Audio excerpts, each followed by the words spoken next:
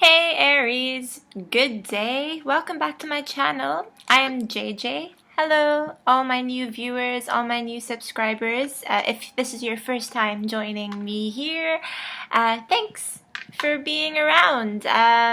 We hope you'll stick around. So, won't take up a lot of your time. This is going to be a reading for Aries, March 2017. It's general reading. Sometimes we go into topics of love, career. It really honestly just depends on what pops up in the cards, what comes to me intuitively speaking, what it is that I could possibly channel, so to speak. So, yes, I'm going to start shuffling the cards now. I will try to be mindful of the noise my cards make when I shuffle. The other day I was looking over some comments and one person's comment stuck out, and I bothered this person because the noise of the shuffling was not necessarily irritating him, but hurting his ears, and I actually know what that's like. Has anyone heard of the term misophonia? Well, anyway, you can look that up on your own time. I'm going to try not to digress. I tend to do that sometimes, and I apologize. But, alright, Aries, so let's talk a bit about Venus retrograde and why it's so important for you. Venus is in your sign this month, so you are both lucky and unlucky in love if you think about it, because when Venus goes retrograde, then everything that you expect to achieve from Venus being present in your sign or in a particular house, if you are not an Aries sun, but you are watching this video and you still have Aries, you're wondering how Venus being retrograde is going to affect you, then it helps to know where Venus is placed in your natal chart. So, yeah. Ooh, astrologically speaking, sorry, I've taken some notes here just to aid me with the astrology so I don't forget.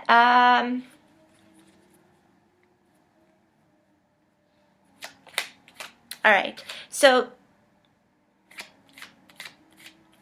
when Venus goes retrograde, let's speak generally here.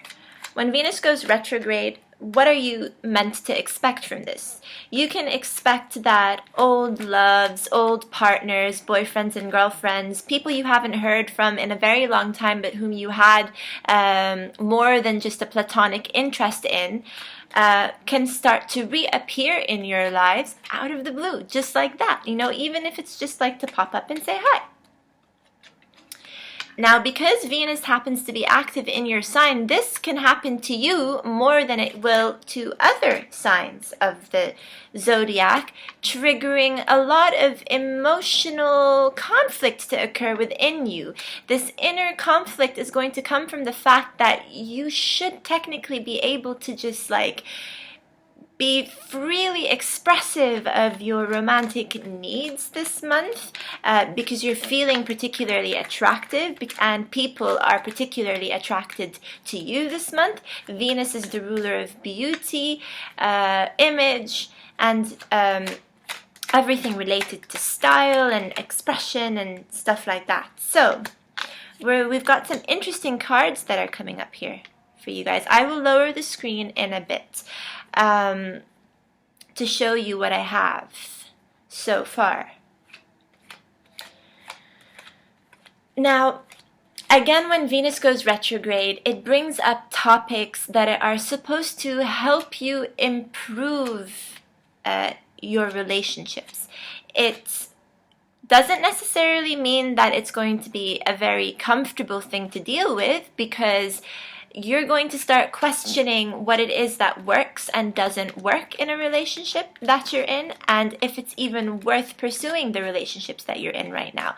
And this can be seen obviously as something advantageous if you work through it constructively, but it can also be seen as something that has the potential to weaken a relationship that didn't necessarily have a strong foundation to begin with. And that is why I think the Tower is here.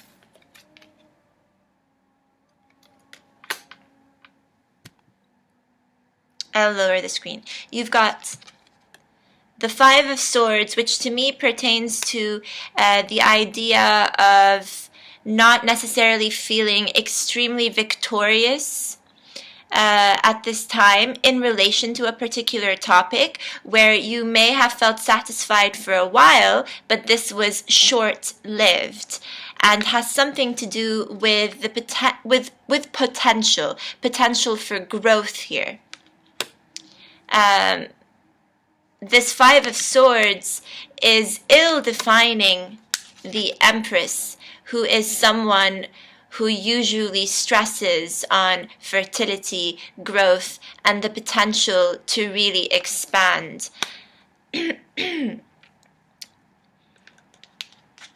Right next to her, we have this Four of Cups that talks about, having to make certain tough decisions, emotional decisions regarding, your own needs and what it is that you find most important for you in your life at the moment. And so let's go back to what I just said about how Venus retrograde triggers questions that start to probe, and come between you and your partner, where you're like wondering if you've been doing enough, and if they've been doing enough, and how it is that you can improve the relationship. Stronger relationships will overcome this and will become even stronger down the line after Venus goes direct, which is after April 15th. But those relationships that didn't have a very strong foundation to begin with are the ones that are going to suffer and unfortunately come to an end, a necessary end, one that will benefit you, one that you'll come to realize, wasn't really so fulfilling for you. And you'll maybe even then only then be aware that there are better offers just around the corner that you're not necessarily privy to at this time, because you're far too consumed trying to make things work as they stand. So I wouldn't be so surprised, if you retreat into this hermetic state here of deep thought, and as a result of this decide to take some time off from your partner. And this deep thought is going to be, if you see the cards the way that I see it right here, the Hermit is walking towards this Eight of Cups, and in this Eight of Cups the person is very much walking away from an emotionally invested situation. So again, this is not something a lot of people look forward to, but the Tower dictates that it's necessary and it needs to happen for those who have been in denial for a bit too long now, thinking that the relationship they're in is worth preserving. Ultimately, what I want to say is that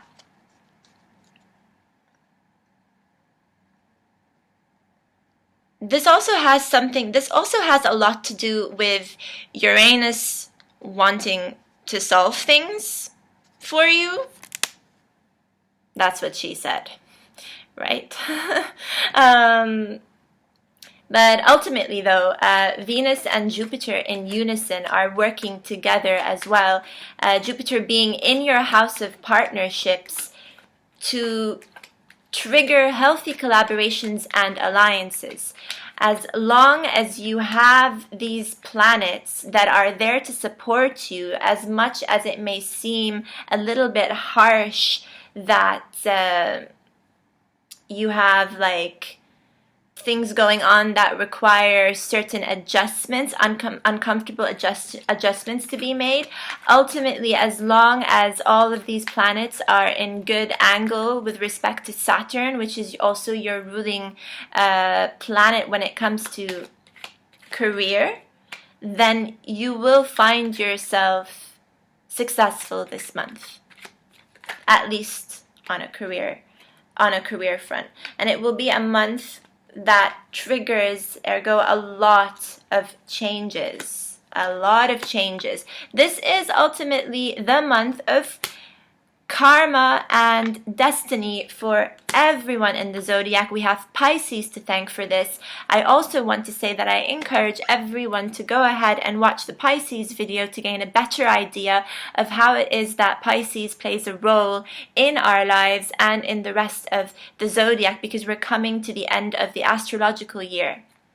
And what makes you very unique in this position is that right after Pisces, you are the focus of it all. So we have Venus in your sign, we've got Mars in your sign, we've got Uranus in your sign the entire year, in fact, challenging you with all sorts of surprises, urging you to really not just be like urging you to be cautious, but especially when it comes to risky endeavors that you may want to take. It urges you to be very, very considerate as well of finances and just a whole lot of new beginnings, reminding you of previous mistakes that you made, let's say, in the past 12 months. It's very helpful to think back across the last 6 months also in particular. What is it that happened in May 2016? What was so significant in May 2016 that you'd wanted to happen, but which may have taken the back seats for whatever reason at the time? These things may come back. I wouldn't be surprised if certain projects that weren't so successful back then, you'll come to see are rather successful this time around with the retrograde, especially if these projects had something to do with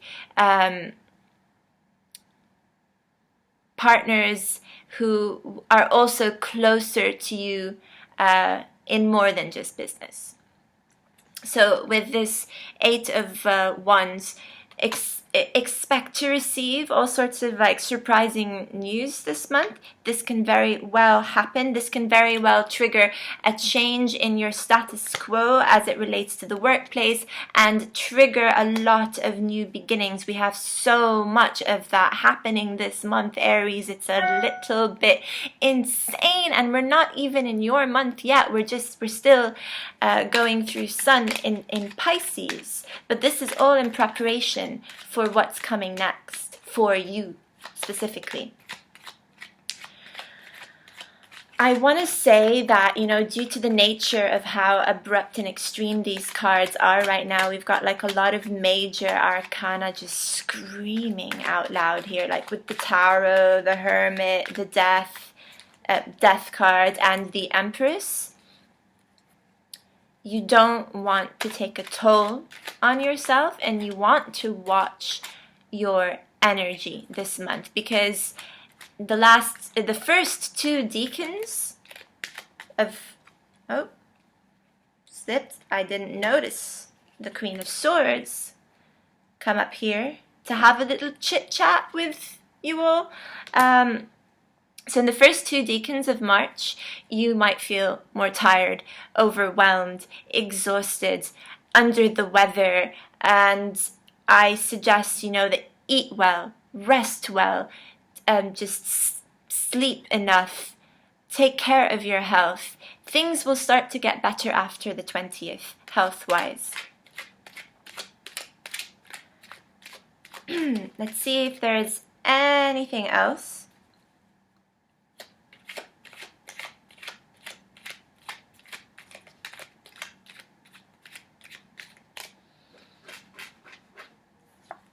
So who is this Queen of Swords? Maybe my viewers can let me know. Kind of feel like she's out of place. I took her out of the deck because she flipped within the deck. Queen of Swords is someone rather bitter because she's gone through a lot. She or he, gender neutral, gone through a lot of hurt and can teach you a lot. Yes. Okay, so again, please.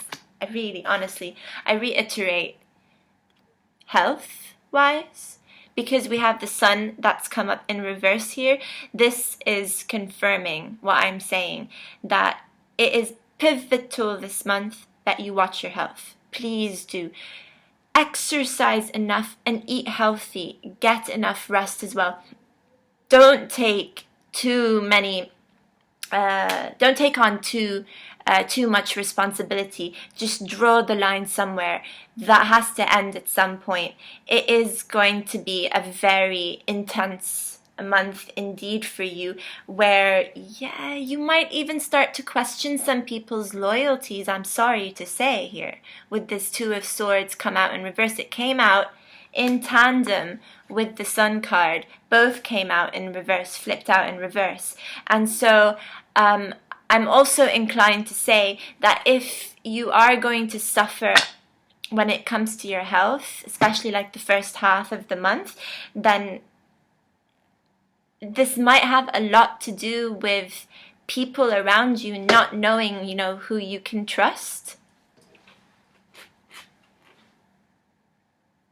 I don't like to throw signs out there, but, considering the order of cards, considering that we've got the Queen of Swords here facing this Two of Swords in reverse, in tandem with the Sun card in reverse here, that you may encounter, possibly encounter conflict with an air sign, someone with Aquarius, Gemini, or Libra. And this doesn't have to be limited to their sun sign. It could be their moon or their rising sign.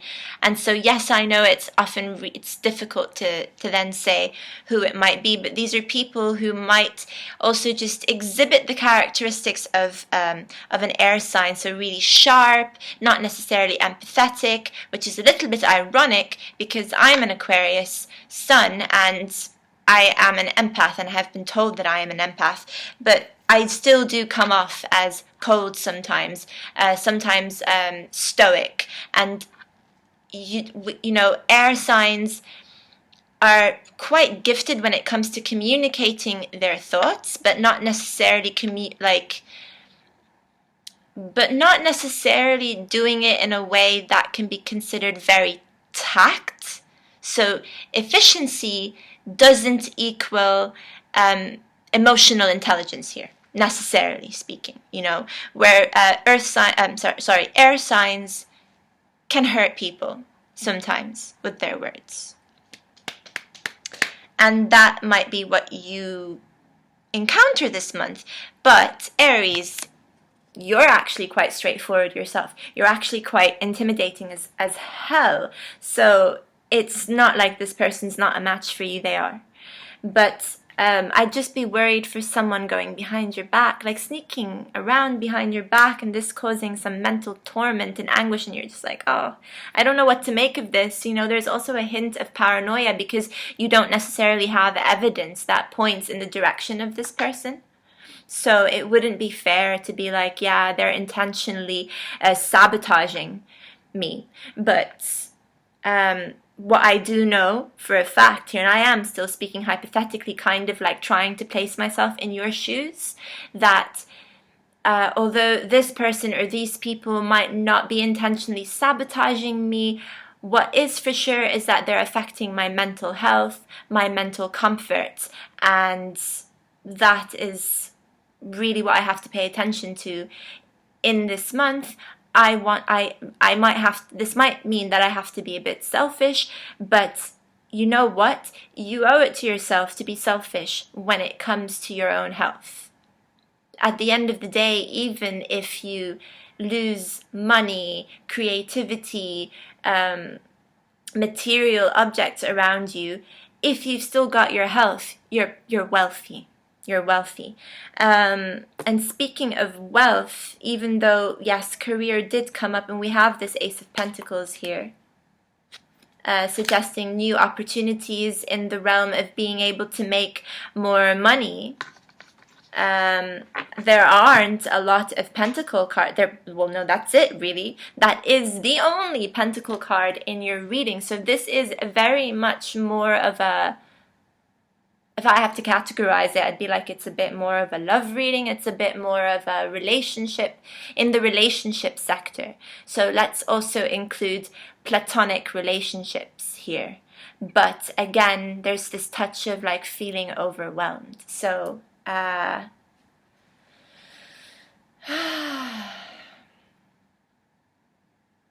I would say watch it when it comes to that. So many emotions here. The Eight of Cups and the Four of Cups and the thinking and the, yeah.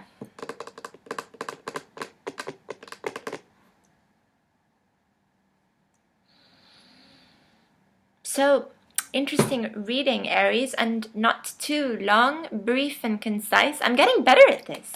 Ooh, when I first started this channel, all my videos were like bordering 40 minutes and sometimes even more than 40 minutes. And even though some people were starting to get used to it and they were enjoying my really long readings, just as time has gone by, I've just become better at kind of consolidating or cramming things together. But hopefully still at an acceptable pace. So guys, thank you so much for your support. Please give this video a like and a thumbs up. I'd really appreciate it. Your likes, shares, subscribes, comments. If you have any inquiries, feel free to let me know. I have a small announcement. I hope you guys don't mind. I haven't mentioned this in other videos yet, but I should probably start to bring it up. I'm considering switching on my AdSense revenue thingy majigga with YouTube. I'm all still very, very new to this, but one way I can keep this channel thriving is by turning it into a source of income. And although I greatly appreciate all the requests that I receive for private readings, as they stand on their own, that is not sufficient for to cover my expenses in the month naturally. And so if I can make like a quick buck here and there just by placing in ads, and these ads can like compensate also for like the expenses that PayPal ends up taking every single time I have like something come wired in via PayPal, like for payment, for example, for a private reading, they take a commission. They're more than welcome to, of course. I love PayPal for all their support, but I also love YouTube for all of its support, and so these ads not only help fund the channel, they also keep YouTube running, and they kind of make up for the bit of commission that YouTube takes, and it's just a bit more encouragement in general. So thank you so much for understanding if you see an advertisement pop up here or there. I'm sorry for the inconvenience, but I hope it's not much of an inconvenience. So thanks for your attention, guys. I will talk to you next month. Lots of love. Bye.